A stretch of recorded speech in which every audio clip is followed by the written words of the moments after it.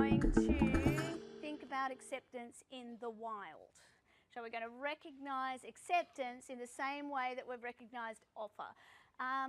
We spent a lot of time on offer. We're going to be a little bit quicker with acceptance because we talked about acceptance quite a lot when we were talking about offers. So, to reach an agreement, we need an offer that is accepted and the acceptance is communicated. So, offer plus acceptance while the offer is still open and hasn't been revoked, the communication of that acceptance, and then we have our agreement. So acceptance is an unqualified assent or agreement, acceptance of the terms of an offer that is still open. We started today by saying in order for an offer to be an offer, it needed to be capable acceptance on those terms. For acceptance to be acceptance, it needs to accept the offer without variation. So it's a yin and yang, the jigsaw puzzle fit. They need to fit together. In a bilateral contract, acceptance is the making of a promise to the offeror. Okay, because in a bilateral contract, both parties will have obligations and will have rights once the contract is formed. Now that can be quite tricky too, because we think about as we just hand over the money, you might only have your obligation for a millisecond. So most times when you buy a cup of coffee, it's a bilateral contract. At some point before somebody makes you the coffee and you pay for the coffee, whether you're paying for the coffee at the counter or later, you know, after you've had your coffee and you're about to leave, at some point way before that, a contract is made. I offer to pay $4.50 for a coffee and a piece of cake. I won't get a piece of cake as well for $4.50, will I? But hey, I'm offering. That offer is accepted, a contract is made. I then go sit down at the table, somebody makes that coffee for me. If I walk out before it's been made or before I pay for it, I've breached the contract. Okay, because the contract is made, I'm receiving a promise to have a cup of coffee made in exchange for the payment of my $4.50. There might be milliseconds between those two things happening. In fact, I might already have the change in my hand at the point the contract's made. It might be absolute milliseconds, but it's a bilateral contract. In a unilateral contract, the only party who has obligations once the contract is made is the offeror. So you find my lost dog, you bring it to me in accordance with the requirements on the reward. I haven't revoked my offer, and it's only when your communication by bringing my lost dog to my house is made that the contract is formed, and at that point I have obligations. The other party has rights, but that's all there is. There's no corresponding sets of obligation because they've been met.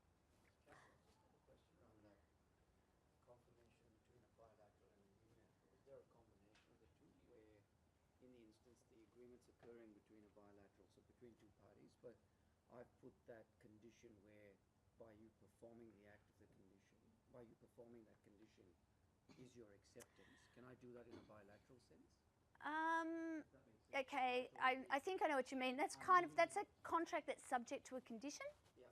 So the contract is made. One of the terms of the contract is effectively that your obligations will only continue if a condition is met, or my obligations will only continue if a condition is met.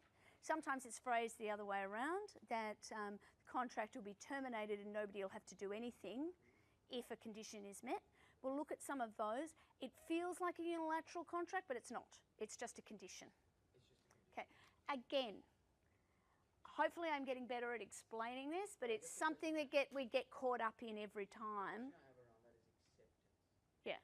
So if I give you a condition to say pay me in 5 days. Well, think about our example we had earlier with the basil pesto. Absolutely. It has to be paid within 5 days. If it's a term of the contract that you have to pay me within 5 days, and if you don't, I can walk away, depending on how the contract is framed. And if that's my only remedy, then at that point the contract terminates and neither of us have had to do anything. But the acceptance is the question. If I Yeah, but I've accepted that term as part of the contract. It's still a bilateral contract. I need to accept it. So the way we did it before is an offer was made and then a counter offer, and the counter offer needed to be accepted. Okay? Let's not get, I'm going to move us forward, but we can keep talking about these things. Objective approach. Oh, sorry, there's one thing here. Taylor and Johnson. So it's good judgment, Taylor and Johnson. It's worth a read because it does talk about how actually often the end result is the same, whether we use a subjective or an objective test. Some really good language for understanding what those tests mean. But at the end of the day, it points out to us that we're using this objective test. Carl Hill and Carbolic Smoke Ball says the same thing, but Taylor and Johnson is an Australian case, so that's better, right? So kinds of issues that arise, this kind of a grab bag slide with a range of different things that we're going to talk about. And these are the kinds of things that we need to unpick in order to understand what an offer is and how it works. Some of the ones that we do tend to get caught up on, I don't know if I'm teaching it better or if it just is confusing. We do tend to get caught up on the unilateral, bilateral stuff. It's very rarely important, but when it is important, you need to get it right and use the right language. And I think it's a bit deer in the headlights early stage. You can all think, oh, is it unilateral or is it bilateral? I would ask myself first, does it matter whether it's unilateral or bilateral? As a general rule, it only matters if it's unilateral or bilateral if an offeror is seeking to get out of the contract and you're trying to work out whether they can be bound or not, particularly if the other party's already done things. So your two options are there's already a contract on foot, and if you can't find that, then the next, so that'd be bilateral contract, or if you can't find that, could it be seen as a unilateral contract where actually acceptance happens as a consequence of doing those things? Again, and we've done this a bit as we've looked at the other things, we need to look at the correspondence, we need to work out what the terms of the offer are. Again, don't want you to get too caught up in what the terms are at this stage. We're just thinking about whether there's offer or an acceptance. We can take the rest at face value for now, and then we'll unpick that as we go along. And then we also need to be able to understand what acceptance is and how we identify that objectively. And I don't think it's overly complex, but we need to turn our mind to whether doing nothing can be acceptance, whether silence can be acceptance. So, objective test. A court's going to ask whether a reasonable person would say that the parties intended to make an agreement. The law, as far as the law is concerned, the law is concerned not with the real intentions of the parties, but with the outward manifestations of those intentions.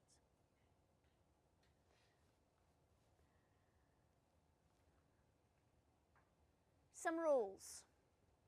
Well, I thought I prettied this slide up a bit, but I obviously didn't. Okay, good to just have the rules in your head, and then we can unpick what they mean. So, every rule will also have exceptions, but let's start with the rules. If I make you an offer, only you can accept that offer. Offers can only be accepted by the people to whom they are directed. This is actually closely linked to certainty in some ways. Why do you think that if I make Dinesh an offer, that Hillary can't accept it? Let's say, Dinesh, I'd like to sell you this clicker. You can have it for 20 cents. Hillary thinks that sounds like a good deal. She might even say, if he doesn't take it, I'll take it. Or, I want that. Why can't she just accept that offer when I made it to him? Why would the law support that premise? Pardon? Well, he's not the offeree, that's the reason. But why would the law say...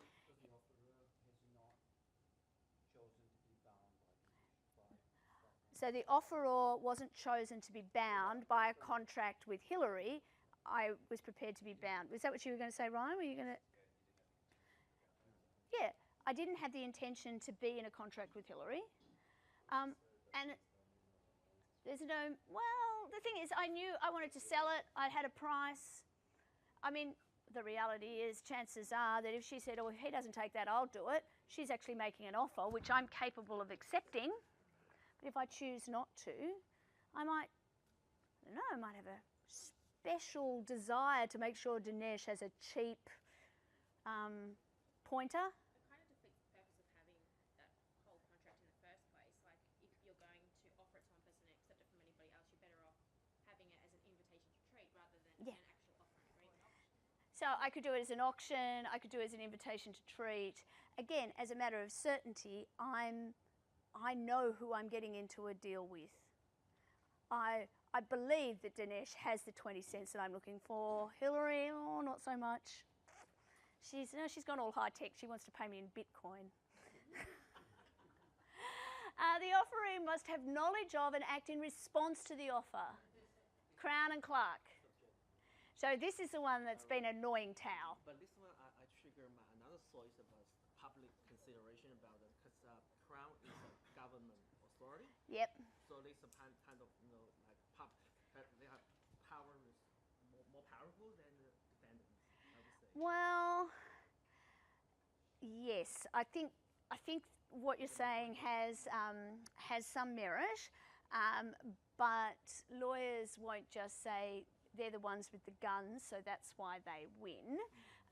We need to find some sort of legal logic for it. And ultimately, the logic in Crown and Clarke makes sense. I agree with you. I think it's a political decision. I think ultimately that particular example, they didn't want to pay the reward.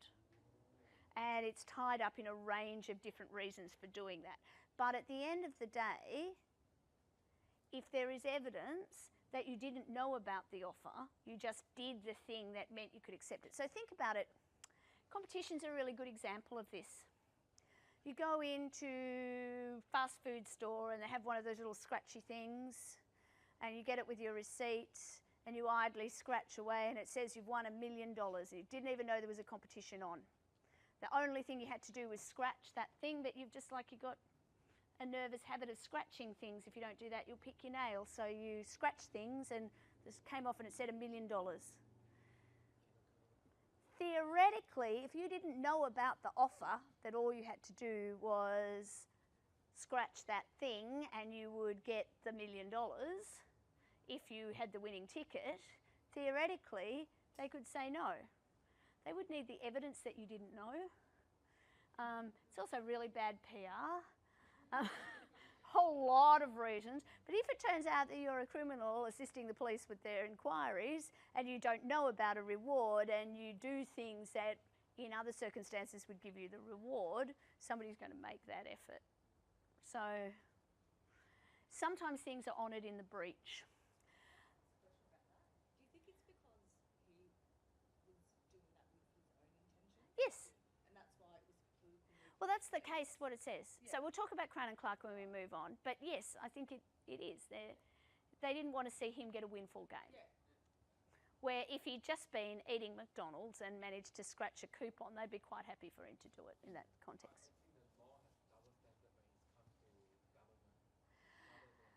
A lot of people reading contract cases will definitely think that. There are a number of odd decisions where the government wins. Woolen Mills is a good example of that. Crown and Clarke is another one. Papua New Guinea and Ley will come across later. There are a number where there is that situation. McRobinson. Yeah. So, acceptance must usually be communicated. But there might be an effective acceptance by doing an act or dispatching something. So we'll talk about that in a minute. So it's not a high bar for communication, but there needs to be something. But silence, complete silence, no action at all, will not be acceptance. There needs to be some act, but it's not a high bar. We'll get there.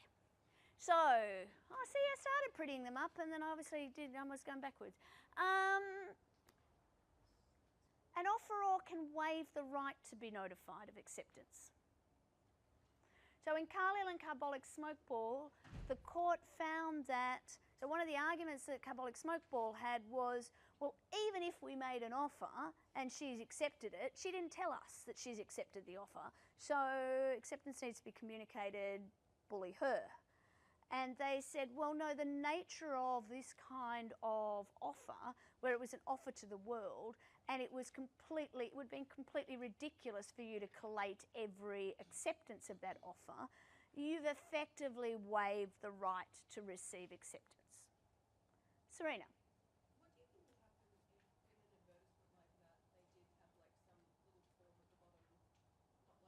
bottom, not like something that had terms and conditions on it, but just saying, send this back if you plan on doing this? Yeah, so what do I think would happen if they'd had something else with the ad that said, so a little form or something at the ad that said, or in the box with the Carbolic Smokeball or something that said, send this back.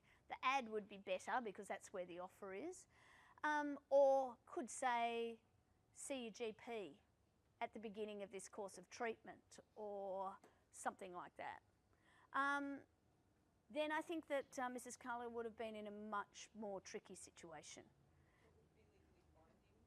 Well, we're talking such a long time ago. I think at the end of the day, the law is pretty certain. So if the offeror stipulates a method for acceptance, then you have to use the method that the offeror stipulates. So yes, I think Mrs. Carlisle would have had some significant issues doing that.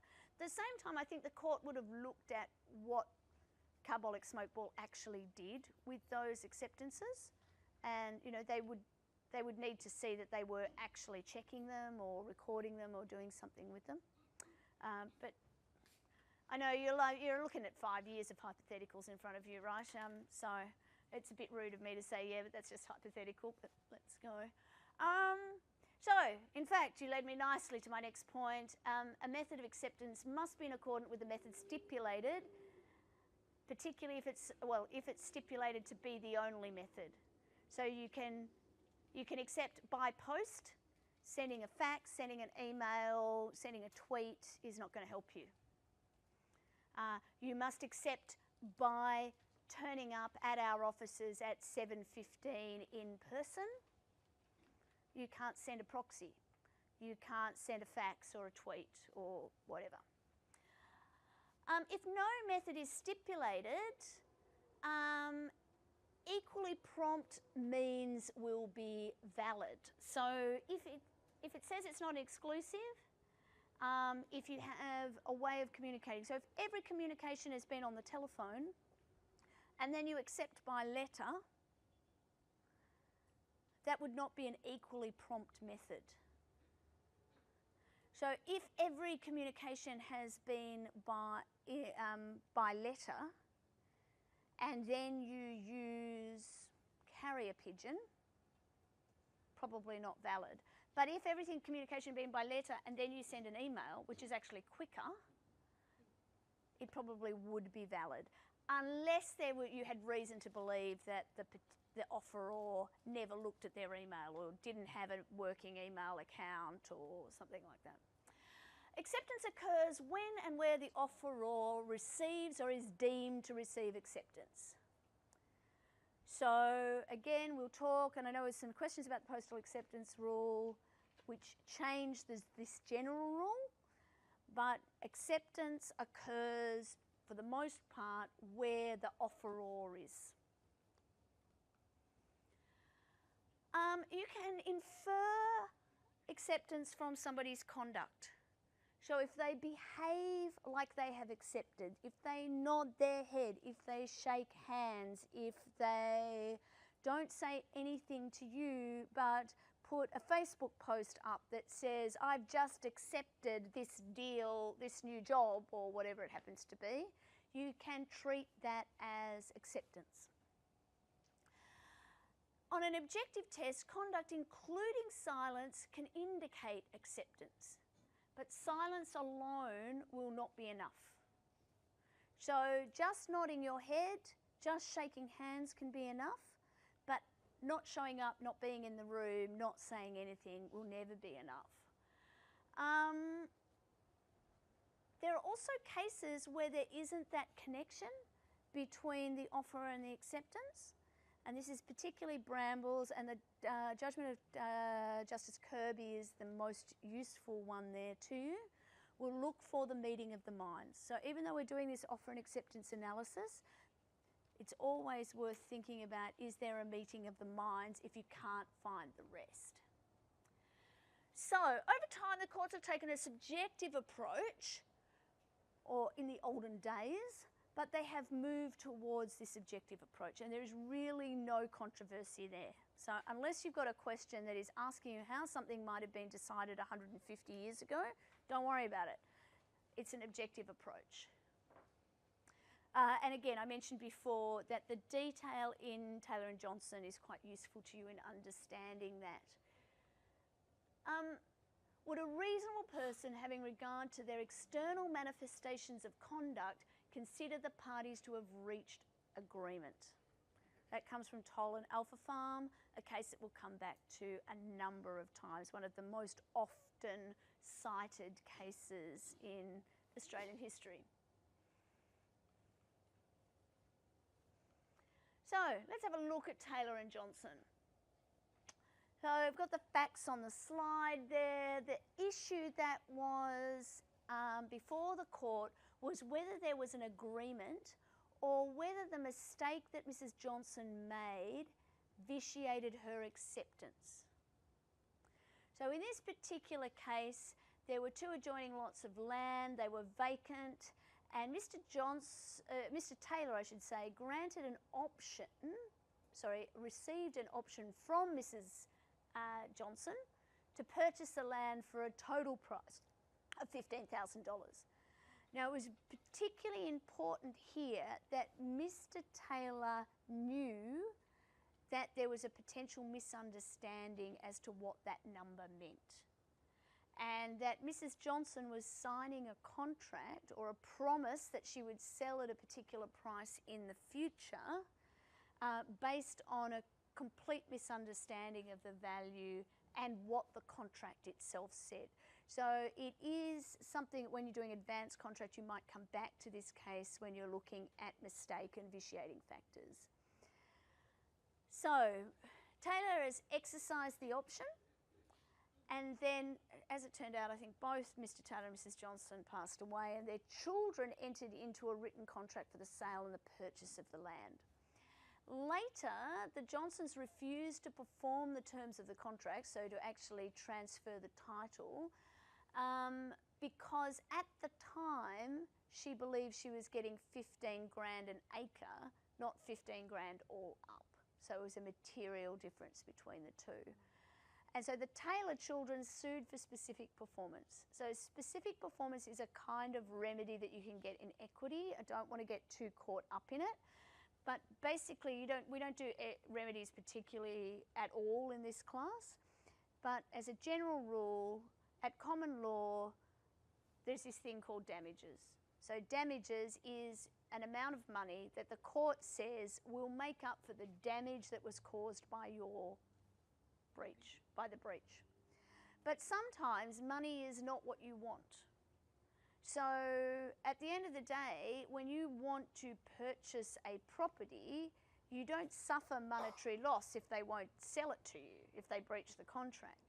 So you want an order that makes them perform their obligations, and that order is called specific performance. So there are other equitable remedies that you'll come across. We talk about estoppel a bit. Other remedies include things like mandamus, which is the opposite of specific performance. It's when the court will stop you from doing something. Courts are like parents. They're just, you know, as a parent, all you want is your kid to do something or to stop doing something. That's pretty much what equitable remedies are. So sometimes we work on a list, etc. So, okay, everybody happy enough with the facts? So, what did the court find? Quote straight from the judgment: "It is not the subjective beliefs or understandings of the parties about their rights and liabilities that govern their contractual relations. What matters is what the party by words and conduct would have led a reasonable person in the position of the other party to believe." Words and conduct, an objective test. Although the contract was formed in this case, applying the objective theory, in the circumstances, Johnson was able to have the contract set aside on the basis of mistake.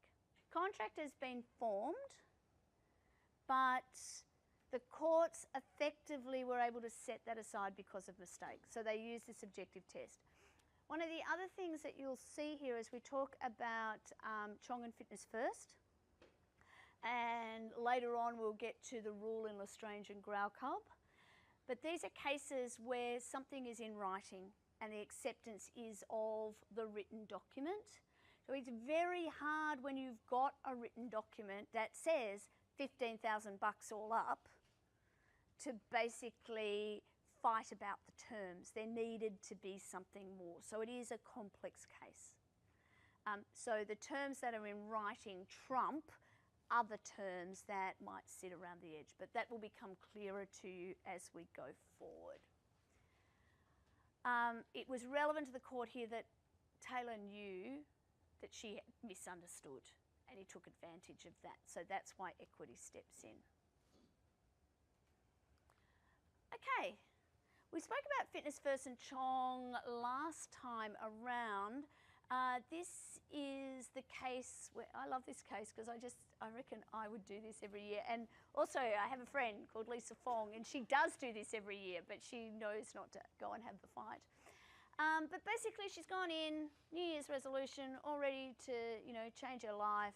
She's signed the form, she's not used the gym, and then she went to cancel it and was unaware that she had to pay the extra money. They said, well, you signed the contract. She said, yeah, but I didn't read it. And so the question was whether or not she had accepted. There was no meeting of the minds. There was no offer and acceptance. And we've spoken about this before. I mean, this is a tribunal decision, but it uses the rule in Lestrange and Graucub. I added that to the slide today, so it won't be on your printouts for those of you who printed it out. So the tribunal held that that they didn't have the requisite consensus ad idem, so the meeting of the minds. But that decision was overturned on appeal, and it was found that she was liable. As the general rule, a person who signs a document which is known by that person to be a contract, it's not a surprise that it's a contract. Now, those of you who go on to do technology law at some point, in that we do look at, well, what about when you're entering into contracts online and hitting I accept, or yes, there's a privacy policy. Are they contractual terms? The short answer is yes, they are. There's a longer answer as well, and I don't know that they actually should be contractual terms, and I think there possibly should be some more rules about making it easy to read them. One of the things that's quite difficult with the terms that you accept online is, particularly when they're changed, finding out what you actually accepted is very difficult. It's even worse when you're trying to work out what your customers accepted and you can't, which happens quite a lot. But at the end of the day, if it's written, and it looks like a contract, it smells like a contract, the anticipation is that you will get rights and you will have obligations. If it's written, the fact that you didn't read it doesn't help. Sorry, you were going to say something. I was just saying that a lot of the website doesn't allow you to proceed without accepting the terms.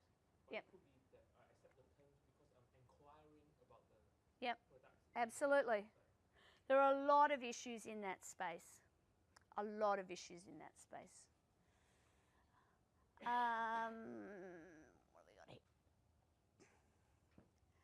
Acceptance and unilateral contracts. So this is the lengthy discussion that we had on the weekend about Crown and Clarke in particular. So do you need to know that there was an offer?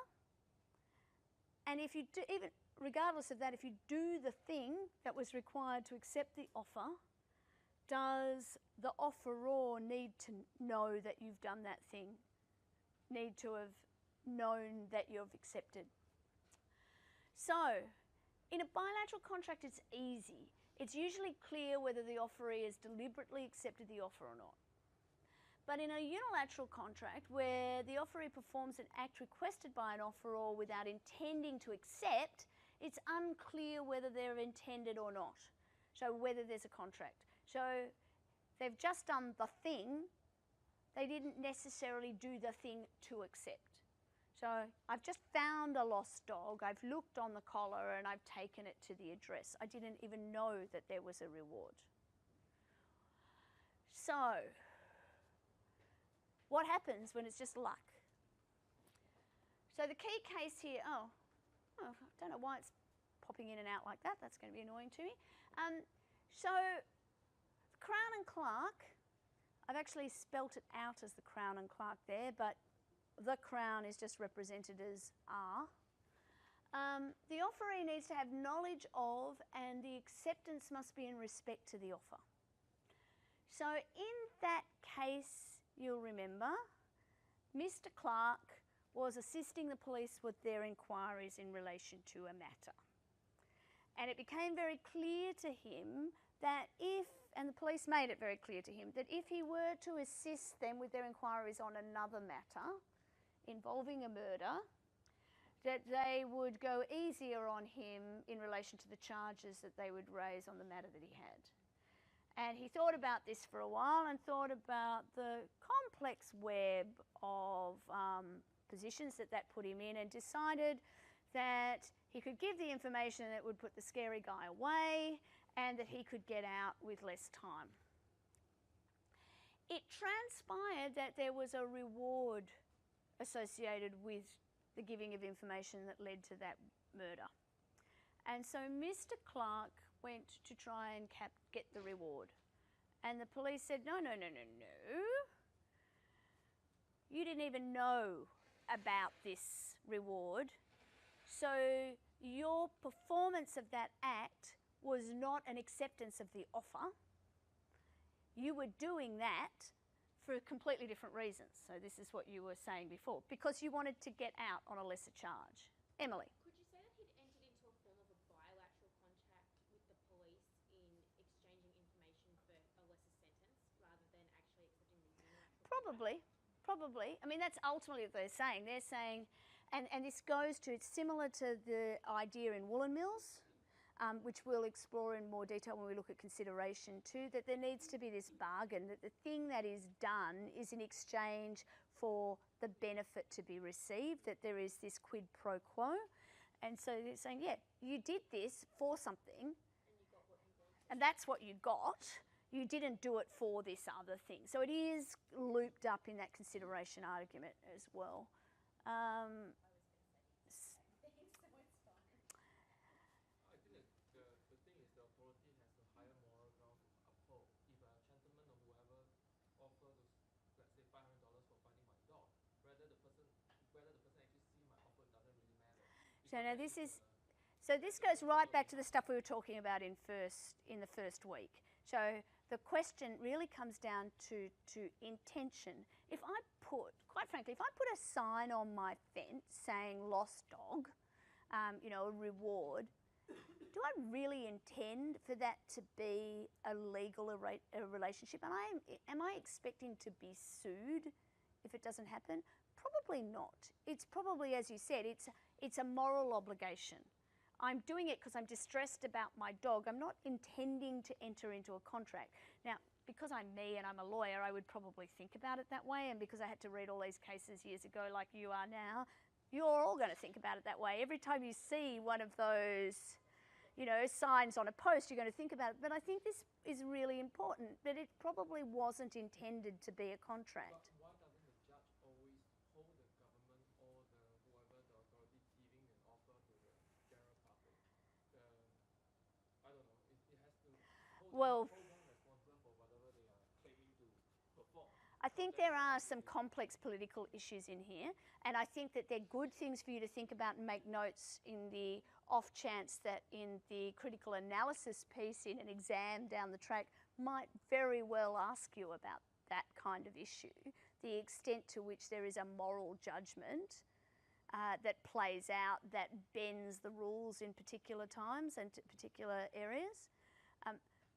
But at the same time, this actually does illustrate our point quite well, that there was an offer to the world, somebody did the thing that gave rise to a unilateral contract being created, but they didn't know about the reward at the time. It illustrates the point that you need to know about the reward. But it also moulded the law to a certain extent as well. And I agree with you. I think it's a bit of a stinky judgment in some ways from the outcome point of view, but I think the law is solid. But then back to the contract, there's a lapse of time, but there's no time that stated to offer in accepted. He can perform the action first and claim the reward later, just like any other thing that you can pass the thing to the person. Let's say you give the dog to the person's owners and you receive the funds later because the person will transfer the funds later. But the thing is, technically, if you find my dog and you've just turned up and you didn't know I'd put the sign on the fence for the reward, technically, we don't have a contract. The law still works the same way. Most likely, because I love my dog, I'm pleased to see it, because I don't think about the law, I'm just going to pay you.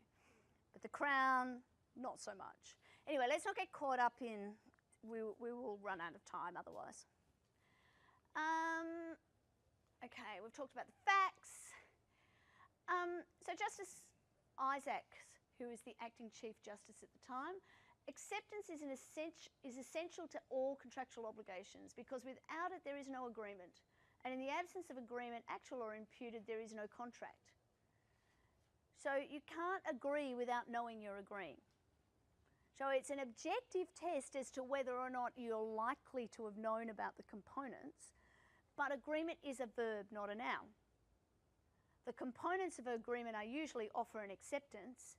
So if you don't know about the offer, you're just assisting the police with their inquiries, either out of the goodness of your heart or because they've offered you a better deal if you give them the information. You are not meeting, there's no meeting of the minds in relation to the reward. If you just find a dog on the street and take it back to its owner, you don't know that there's posters out accepting a reward. Now you might, in either of those circumstances, you might get paid. It's not a crime to do more than the contract says. Remember my little story about the cricket game at the very beginning? The method in the madness there is to remind you that the contract is our lowest common denominator. We can always do more than what our contract says. In fact, we can do stuff without there being a contract. I'm not sure that quite frankly, I'm not sure that the government should just give people money without a contractual basis for doing so. That's probably not something that voters and taxpayers love on the whole. But theoretically, we can give people money if we want to without any contractual basis for doing so. But we can only be sued and be in breach of contract if we've got an offer that meets the acceptance. So Justice Higgins said, although Clarke's act fulfilled the conditions contained in the reward offer, that would only raise a presumption that he did act on it. But by his own express admission, he did not. Clarke did not act on the faith of the offer. He acted in exchange for a more lenient approach to the things that he had been accused of. So there was no contract. An act that constitutes acceptance must be in reliance on the promise made of the offer. So this is actually starting to get us into the consideration space. There needs to be a bargain. There needs to be a connection between the promise that was made by one party to the obligations of the others or the benefits that are being received. So Justice Stark said, unless a person performs the conditions of the offer, acting upon its faith or in reliance upon it, he does not accept the offer and the offeror is not bound to him. Okay? Little passive language there. Like I said, it's been changing over the last 30 years. So some of these things, we're not used to reading that. Again, for those of you who do find the language difficult, a couple of suggestions that I have for you is cut and paste the stuff from the cases or get your computer to read it. The university gives you Office 365 now. You can find it, just Google, download it, and one of the features in Word is a read aloud. It's actually really good. and it reads really easy. And there's lots of PDF readers that you can find. Sometimes, because of different parts of your brain's work, getting it, either reading it aloud yourself or having it read aloud to you, you will see the pattern in the language more easily. Where are we now? Communicating acceptance. Oh. Sorry, my watch is just, oh no, I've got the other one. Just got to make sure I'm on time. Okay, we've got an hour. We're going to be okay. Acceptance alone is not enough. Thinking to yourself, yep, that's a good deal, and accepting it, is not going to be enough. You're going to need to tell not only someone about it, you're going to have to communicate it to the offeror. So, general rule. An offer must be accepted before a binding agreement is formed. In fact, that is the sperm hitting the egg when it comes to contract conception, right? It's the moment, the time, the place of acceptance is when that acceptance is communicated. Oops, sorry, go back to that. Me telling Tao that I've accepted Ryan's offer is not enough, okay? Unless Ryan hears it, I need to communicate to Ryan. I need to communicate to the offeror. And the acceptance becomes effective when it's received by the offeror.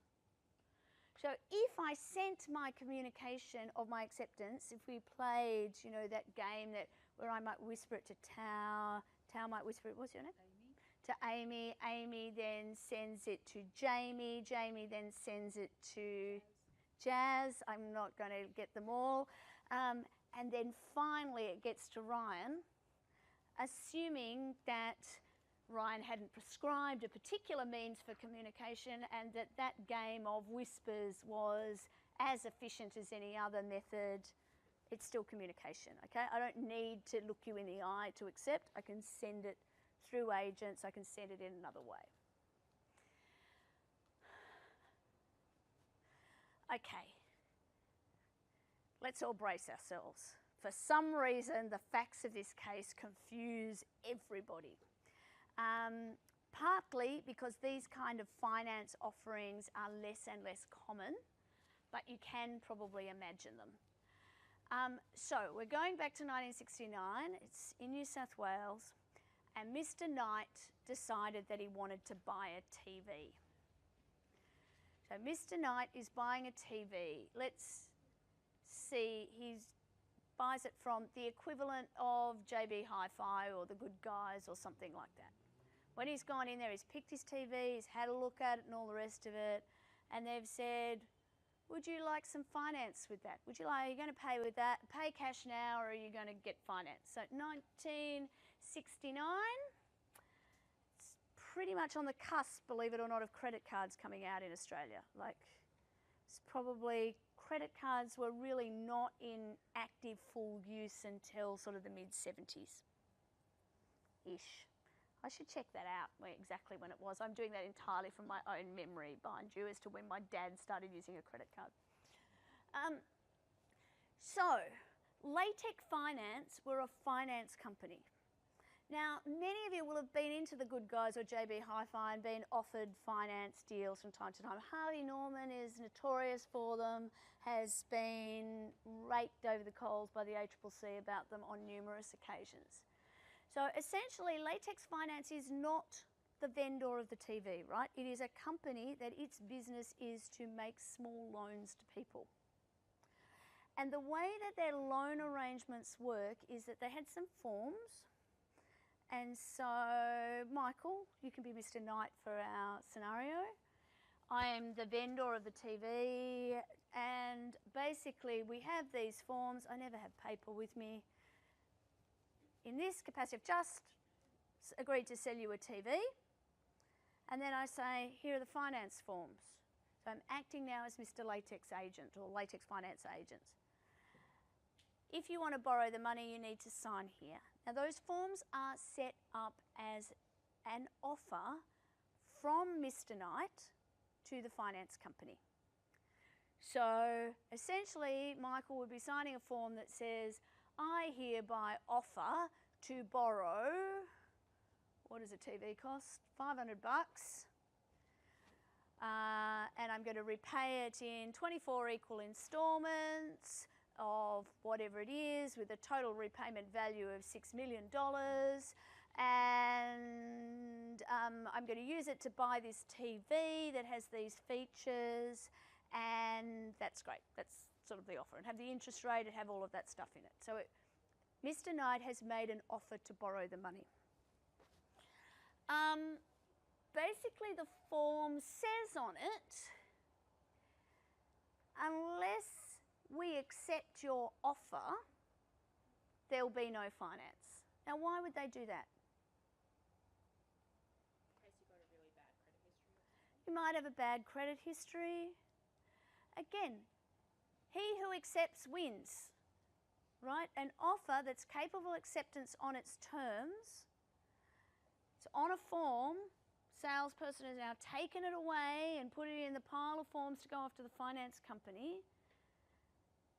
Very difficult for you to change your mind. In theory, you can notify that you're withdrawing your offer, but it's now in the system. You possibly don't even have a copy of it. It's 1969. The credit law is fairly malformed. So the lender, as acceptor, as offeree, has all the power.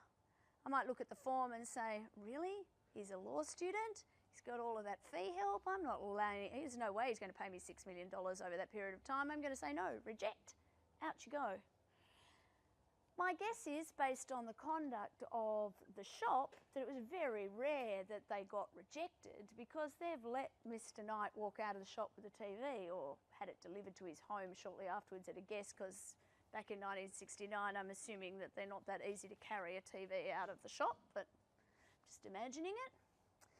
So what happens? It goes in, the piece of paper goes through different parts of the process, and when it goes from the shop to Latec's office, I imagine some guy in a little peaked hat.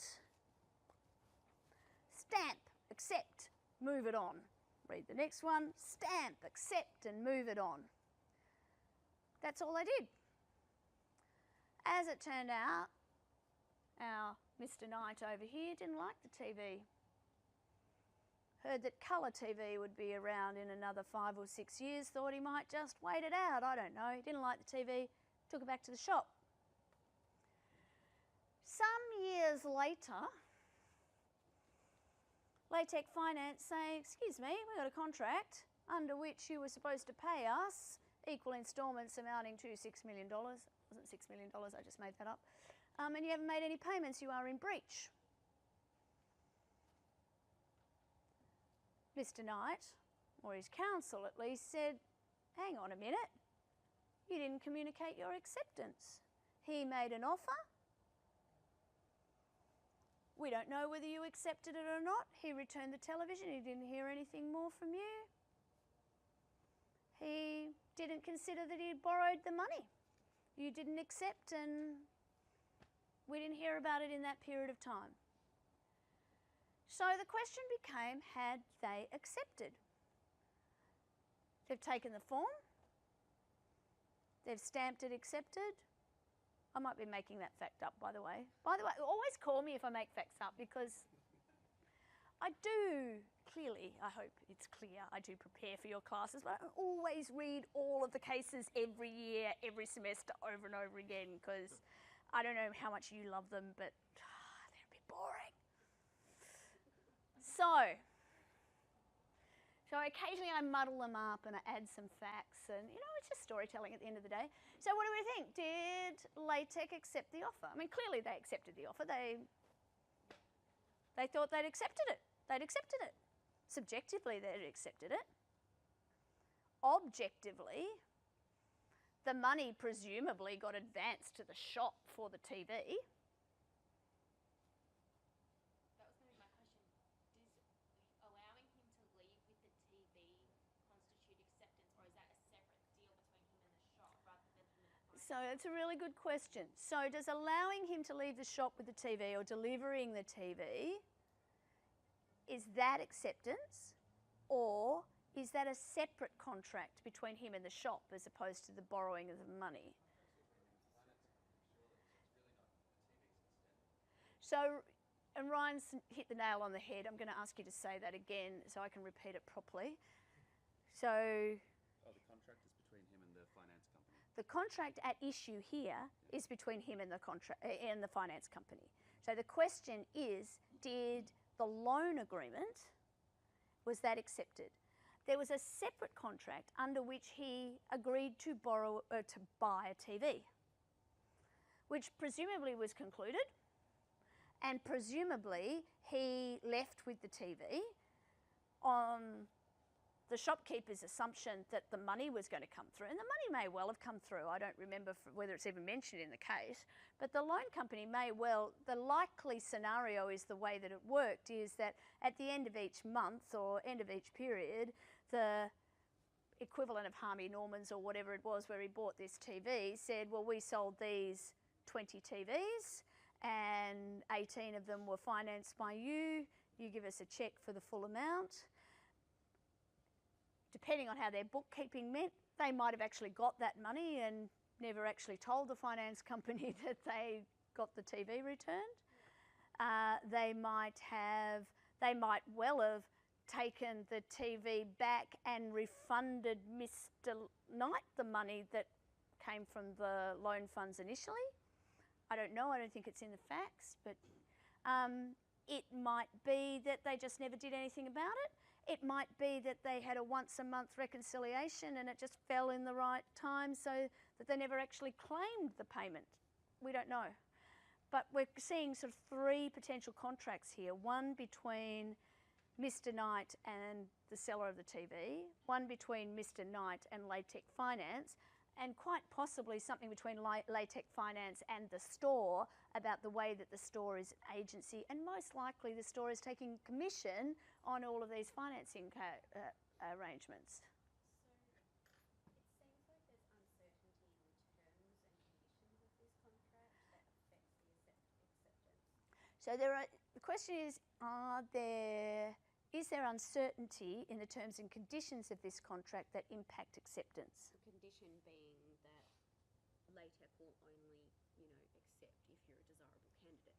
So a condition is that Latec will only accept. Well, is it a condition? Because there's no contract until they accept. So rather than actually have as a, I mean, this is why they're doing it. At one level, they're saying, well, rather than us have to have a fight with you about whether or not we should have loaned you the money in the first place, we'll just keep the power by accepting or rejecting candidates. But the terms of the arrangement were, you fill out the form, we'll specify the terms, the invitation to treat is essentially the form. These are the terms on which we will lend money to the right applicants. You make an offer in accordance with those terms, and within 7 days we'll accept it or not. So basically, the New South Wales Court of Appeal said that a contract is only made when acceptance of an offer has been communicated. So the fact that Latec might have stamped it as accepted and saw it as accepted themselves, the fact that they omitted to tell Mr. Knight that they had accepted it meant that there was no contract and he couldn't be held to it. So, does that feel like the right result to you? Got some yeses, got some no, yeah, some people who don't really care about the result, I suspect. I think it is the right result because I think if you are going to take advantage of the rules to have the power in a negotiation, where they're really stipulating the terms, then letting their agents just send them out wherever, and then keeping that power by deciding later whether they accept or reject applicants, then you need to operate your business on that basis. And if you're going to be sloppy about it around the edges, then you take on that risk. That's my view. You might have a different one. So Latec had argued that the mere act of signing the form was treated as effective acceptance. But the court said that you need to actually communicate that acceptance. Oh, please, what is going on here? Do not do that again.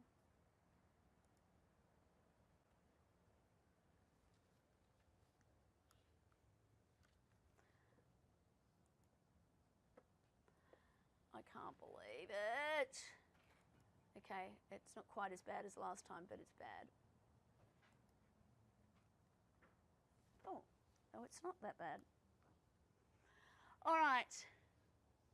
So, the court did contemplate that it was possible to have silence, to say if you don't, and so it would be the other way around, if you don't hear anything from us within 7 days, then consider it accepted. But you needed to have very clear language. And the language in this particular contract didn't support that. So Justice Jacobs said, generally an offer has not been accepted until the acceptance has been communicated. You can vary it, but the variation needs to be clear in the offer.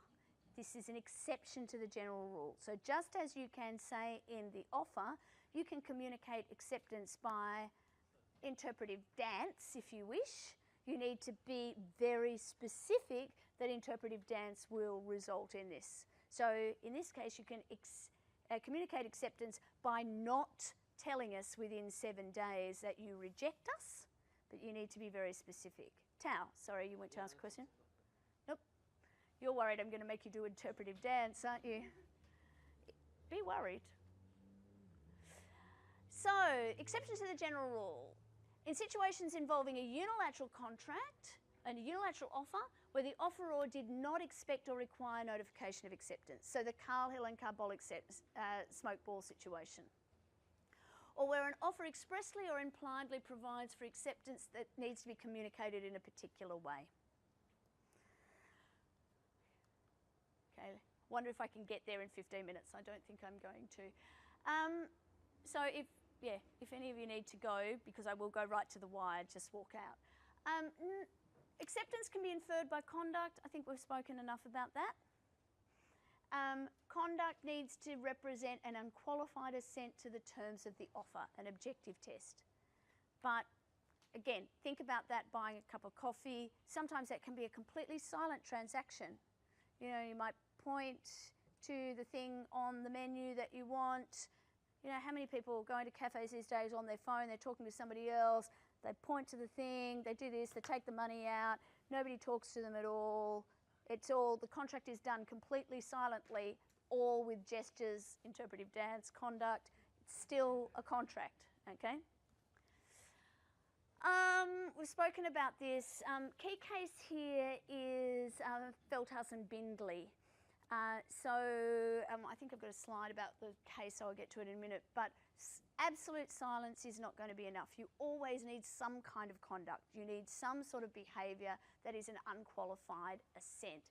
So Felthouse and Bindley is one of the horse cases. I think I've said to you before, cases will involve tickets, horses, travelling on ships. You won't want to do any of those things ever again. An uncle, I can't remember who he was. Anyway, the uncle, let's call him, was interested in buying his nephew's horse, and he wrote to his nephew and said, if I don't hear anything more about him, I shall consider the horse mine at £30 and 15 shillings. As it turned out on a subjective basis, the nephew was quite happy to sell the horse to the uncle, but it had a whole lot of stuff that he was selling, and he said to the auctioneer who was selling, I'll just keep that horse aside, I'm going to sell it to my uncle. But he never actually responded to his uncle and accepted that offer. Anyway, auctioneer made a mistake, sold the horse to somebody else. I think the uncle sued the auctioneer, Bindley, in tort, and was unsuccessful. So had another go in contract. So the nephew this time is taking a contract, he's taking a contract action essentially against his nephew on the basis that the auctioneer is already out of the picture. I made an offer, you accepted it, you admit that subjectively you accepted it, I was specific that it was accepted if I heard nothing more. There was a contract, you're in breach of it. So, Justice Wiles said, or Willies said, I'm not sure how you say that, that there was no contract between the uncle and the nephew because the nephew hadn't communicated acceptance. The fact that he'd made that subjective decision and that he'd communicated to other people didn't matter.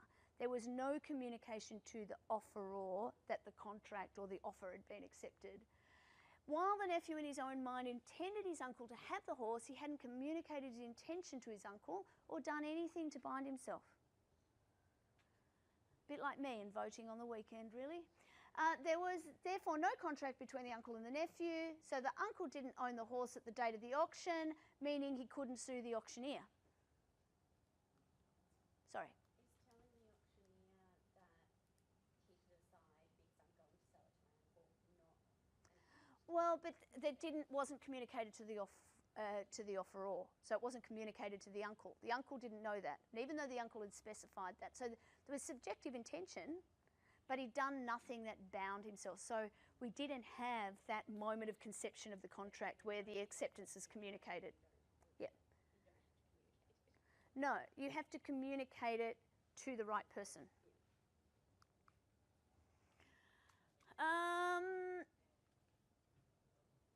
Empirnall is a kind of exception to this. Well, it's not an exception, it's just a different way of looking at it. And you need to be able to pull these things apart on the facts. So in Empirnall, and it's McMahon Paul, I think.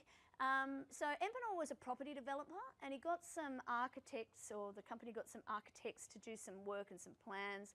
The architect put their terms of engagement in front of them. Empirnall said, oh, no, we trust each other, we don't need contracts.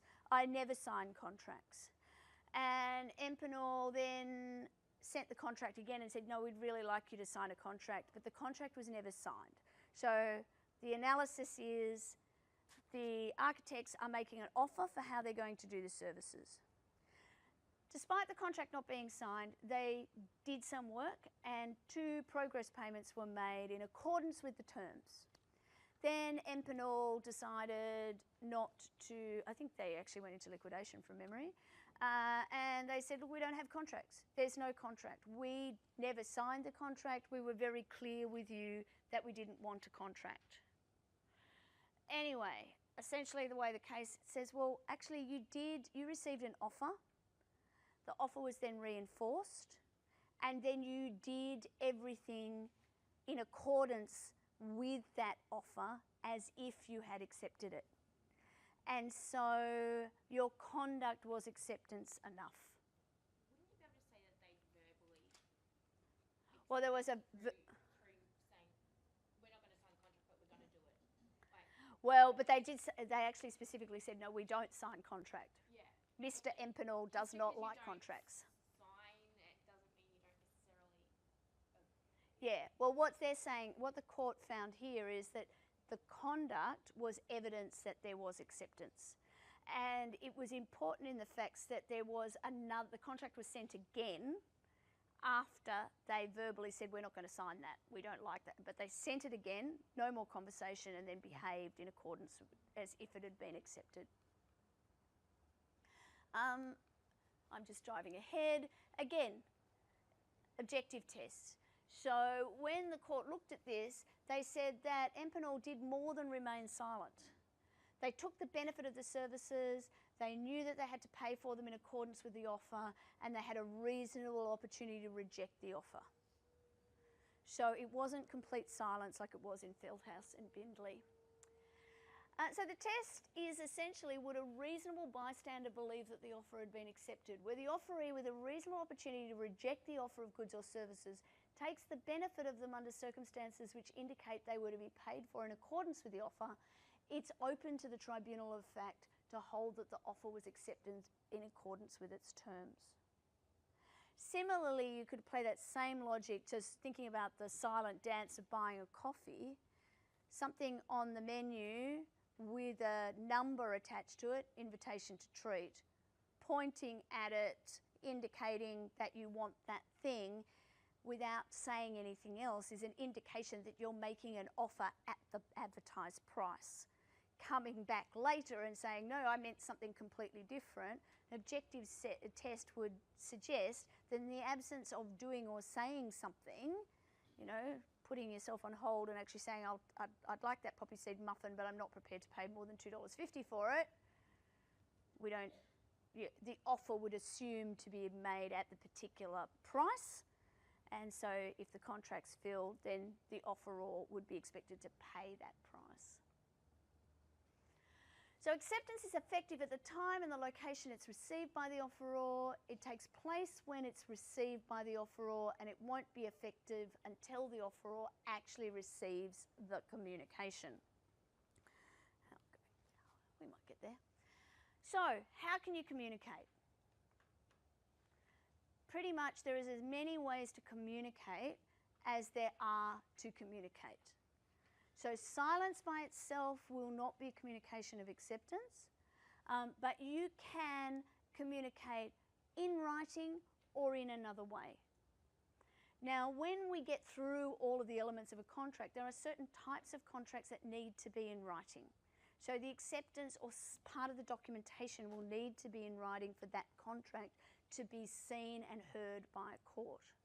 But at the end of the day, there is no reason why you can't make a contract on a social media platform, that you can't make a contract over Skype or Zoom or Google Hangouts, or why you can't make a contract with formal documentation. You might make a contract under Australian law with a written instrument or a conversation that is entirely in Chinese. There is no, it's a communication process. There's no magic to it. There is, however, some voodoo magic to the postal acceptance rule. So let's have a quick chat about this. I know I've got some questions about it. Think of this as an historical anachronism to an extent. What the rule says is, well, the issue came up, effectively, facts of the case on the slide here, when somebody has put an acceptance in the post, after it's been put in the post, but before it's been received by the offeror has sought to withdraw the offer. So the question became, when is acceptance communicated?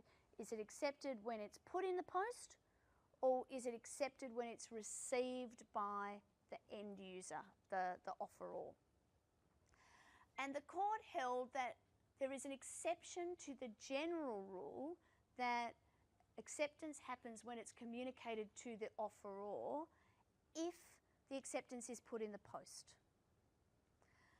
So the postal rule says that acceptance is effective, and that means that the contract is on foot, it exists, it has form as soon as the letter is posted. So acceptance occurs and an agreement is made when and where it is posted. So if an offer is made to me by somebody in China and I choose to accept that offer by sending a letter notifying my acceptance, then the letter, as I posted in Australia, the contract forms the contract.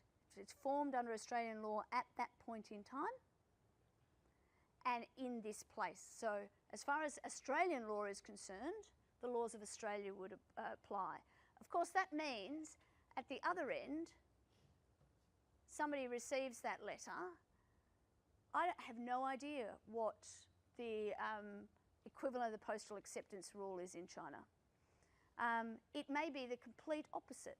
It might be that as far as Chinese law is concerned, or a particular province in China, or however it works, that contract is made at the point that the letter is opened. So you can actually have two sets of laws that completely conflict with each other. Kim, did you want to make a... Yeah, I'm just wondering, would that be a movement from this postal law into international rules, like... So, yeah, there are international treaties that deal with these kinds of things. The reality is most actual written contracts, so most trade contracts, they will be in writing somewhere, or they will follow a particular set of terms. So they'll follow what are called the Incoterms or a particular regime. And the written terms, so these rules apply unless the offer said differently. So mostly the agreement will say, it'll set out its own particular rationale for when notices are accepted or when the agreement takes place. So these rules only apply if the rest of the agreement is silent. Like the rules is contributing to the US. If let's say I have bought something or have went to Okay, can I put that question to one side later, because we will deal with exactly that question, just because we'll run out of time. But yeah, we do end up with conflict of law issues, and I just want you to think about how they arise. So we've got some exceptions to our exceptions. So Henthorne and Fraser, where circumstances are such that it must have been within the contemplation of the parties that according to the ordinary usages of mankind that the post might be used as a means of communicating acceptance of an offer, the acceptance is complete as soon as it is posted. The contract is made when the acceptance is posted, even if it's lost in the post. Okay? So again, it's really an anachronism now. Really, the reason for it, there's an allocation of risk. This is a British rule. British Post was pretty awesome back in the day. There were, you know, people, what these days, if you post a letter to Sydney, I don't think they, even with Express Post, they won't guarantee less than 3 days. I took 5 days for, I sent a letter to Adelaide, it took 5 days. Took 5 days to go to Adelaide. Back when this was made, in Greater London, you could get 4 postal services a day, like quite easily. There were 4 postal, so actually it was a matter of hours. And it was safe and, well, relatively safe. Things did get lost, but it was, you know, part of the very British infrastructure. Stuff done nowadays with like Australian Post and having mail tracked where like it sort of helps with the liability of. Yeah, well, mail tracking and things are also around the, it's around providing that evidence trail.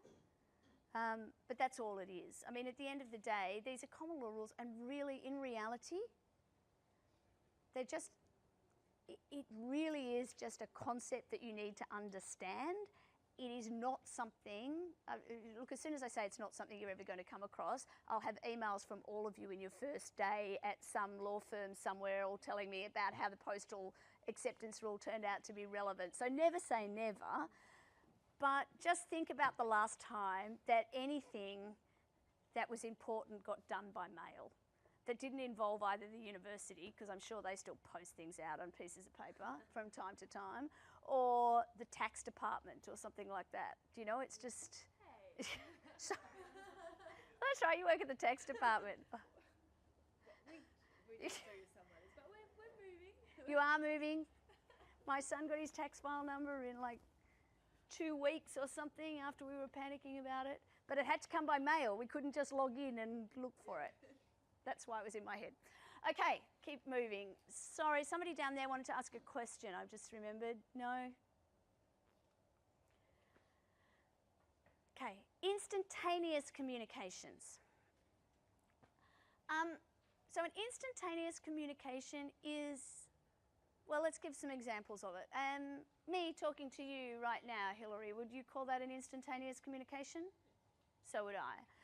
If I send you a text message, Serena, would you call that an instantaneous communication?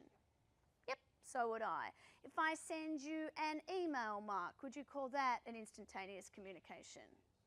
When Donald Trump decided to fire a member of his staff this week, despite the fact that it turned out he told Julie Bishop some hours beforehand, would you call that an instantaneous communication? Yes, I suspect it would be. Okay, so, sorry? Well, Julie Bishop knew about it beforehand, but the actual communication, the actual notice that the end of that contract happened appear to have happened on a social network. But do we have any American voters in the room? Okay, just if we do, just, yes, can we have a word later? Anyway, that includes you at home. So instantaneous communication using some sort of electronic means is just the same as face-to-face communication, okay? So this doesn't actually need to be terribly complicated. The exception to the rule, the Postal Rule, which for a very long time was the main way that people who weren't in the same room dealt with communications at a legal level, it's actually just an exception to the standard rule. And the standard rule is that acceptance or a notice, whatever it is given and received at the time and the place where it's given or received. So the core case on this is a case called Brinkibon and Stahl. It involved a telex machine. That's kind of like a baby version of what a telex machine looked like. A telex machine was sort of, I don't know, it's the grandchild of Morse code and the grandfather of the fax machine. It used to be big machines that were largely in law firms and accounting firms. They worked on those paper that had the little holes at the side of them. Remember, at your kinder, you used to have some of that you could draw on the back of. And basically, you could send a message from one place to another place very quickly. In this particular case, an offer was made by an Austrian company to a UK company. And that offer was accepted by telex. The telex was received in the offices in Austria. So ultimately, the contract wasn't performed, and the British company wanted to sue the Austrian company. So I've realised that is quite faint for some reason, that text. So the question became, are we going to sue under the laws of Austria, of Vienna, or are we going to sue under the rules of the UK? Now, being a British company, they wanted to sue under the rules of the UK because they knew how those rules would work. So, question became which one had jurisdiction. And it went, because the telex had been sent from London, if you applied the Postal Rule, the rules of the UK would apply, because that was the place it was sent from. But if it didn't fall under the Postal Rule, then the rules of Vienna would apply. I don't think any of you will be surprised that the rules of Vienna applied. The contract was made in Vienna because that's when and where the acceptance was received. Lord Wilberforce said, the general rule is that a contract is formed when acceptance is communicated. Therefore, it appears logical that a contract should also be formed where acceptance is communicated to the offeror. No universal rule can cover all such cases, must be resolved by reference to the intentions of the parties by sound business practices, etc. So again, if the terms of the offer had said, our contract will be bound by the rules of the UK,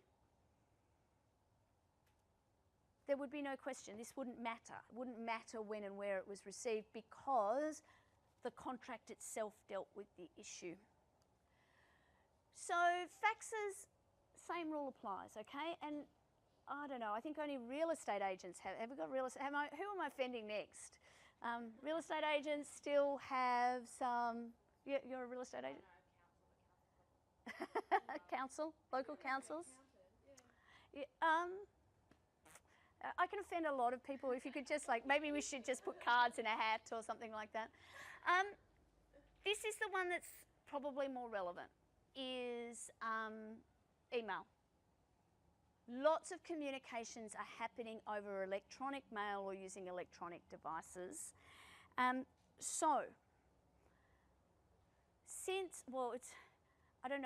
It's framed in your textbook still as new legislation. It's been around since 2000, basically.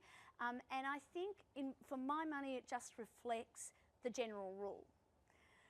But what's relevant, particularly in Victoria, is 13A, or 13A and 13B of the Electronic Transactions Act.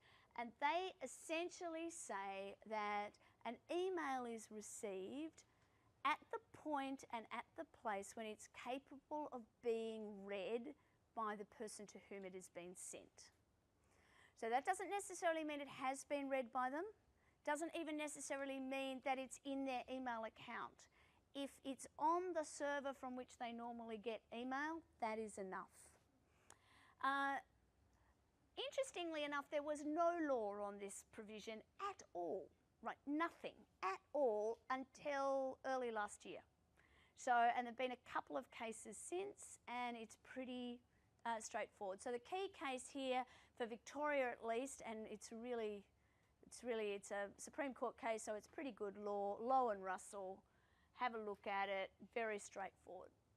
So I'm not going to worry too much about the purpose of the bill. It's really just to clarify what the situation is. What's important when you read this bill, and we talked about a little bit in the drop-in shoot, is it's actually very much driven by the definitions.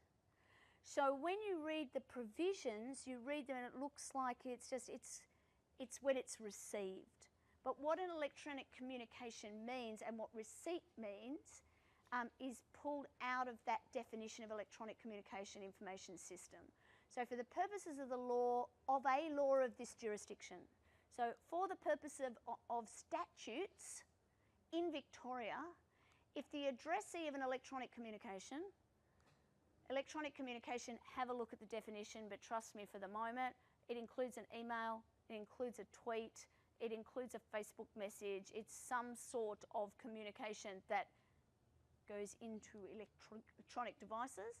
For the purpose of receiving electronic communications, then, unless otherwise agreed between the sender and the person to whom it is sent, in other words, if the offer says the laws of Nairobi are going to apply, then, or we deem that this will happen, notices will arrive 2 business days after the date that they're dated, or whatever you decide to put on there.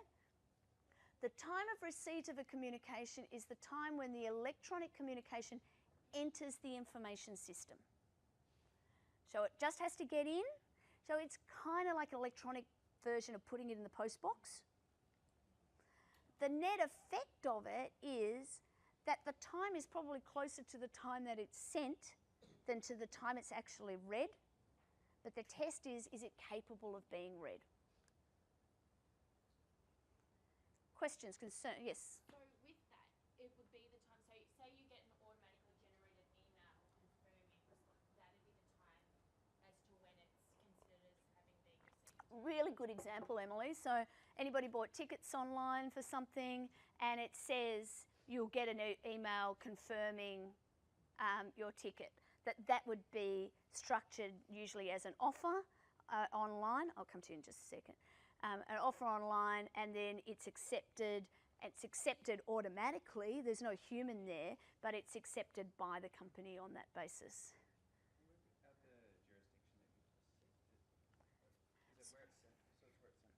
So basically, this is the Act for Victoria. So it's saying it matters where it's received for Victoria. Now, as it turns out, the acts for each of the states and the Commonwealth are very similar. Very, very similar. So they're all working on the where it's received. So if you're sending me something from New South Wales, I receive it in Victoria, this legislation would say it's received in Victoria. But if I'm in Victoria and I'm sending you something in New South Wales, the New South Wales version would say it's New South Wales, and this would be silent on that. How do you determine what's receiving it though? Because it'll be on a server somewhere, so you have to work out what device. Well, but it's because it's your information system. So it's whatever it is that your information system uses. So it doesn't matter. It might actually be sitting on the, so who uses Office 365? They're all sitting in the cloud. The email, if you're looking at webmail, is sitting there in Singapore, but your information system is in Victoria, and that's where you are receiving it, even though it's capable of receipt by you in Victoria from that server. No, it's capable of receipt is really, well, ultimately what the test is. So what if I have it receipted because I'm away on leave and say, I'm on leave for 2 weeks. If this is an urgent matter, please contact my colleague. So if somebody was accepting an offer that you made, And they get that receipt because I'm on leave for 2 weeks. Well, they've already sent you the acceptance, so it would probably be quite silly of you to do that if you were waiting on somebody to accept an offer. Again, this is what the common law says. Mostly you will organise yourself in some way, because the common law is what happens as when John Lennon would say, when everybody else is busy making other plans. So, and ideally what you do is you make sure that your regime deals with, yeah, you can see it, or that somebody else, you've got... Yeah, so if you're the CEO of your organisation, you're taking 2 weeks off, then you have an acting CEO who has access to that email. Wouldn't it also require a bit of common sense? If you got an email back saying, like, I want Sorry, I'm just... contact my colleague, you would contact the colleague? Yeah, but the thing is, if you want to... I mean, the thing is, we're talking about relation... Yeah. This is only relevant when a relationship breaks down, right, of some sort. So I'm saying, well, I accepted that contract. You know, Hillary's trying to jack the price up. I'm saying, no, I accepted your offer, and just because you were on holidays, that's your problem. And quite frankly, it would be. Operations, there's kind of that workaround. Exactly. What about with like encrypted messaging? Encrypted message. So how is that problematic, or what are you seeing? I mean, is there a way, isn't it, in terms of like if it did come to court or something like that, are you even able to see those messages necessarily? Well, if you've got the... So at the end of the day, if somebody is arguing that a communication was sent, so the sender can get evidence that it was sent. And that's enough? Yeah. Okay. So, okay. Sorry, I'm really aware of the time. So, it's quite a good article by Mick on the on Canvas, which was written around the time that this legislation came in. Again, I have difficulty finding this particularly controversial, so if you have more questions, do let me know. Okay, I want to stop here, which means we're going to run into next week, which is going to be scary because next week we have a lot of stuff, except I've prepared some things for you earlier. So I will release very shortly, when I release these videos, I will release what I call some desk videos about consideration, so that we'll finish off this stuff, but there are actual video about the consideration piece, so we can do a bit more activity in class and a little bit less of me just talking at you all the time, because quite frankly it's exhausting, and now you've been together for 3 weeks, I think we can have a bit more fun than we've been having. Questions, concerns, frustrations, take them out on me online rather than here, unless you want to stay back and take them out on me personally.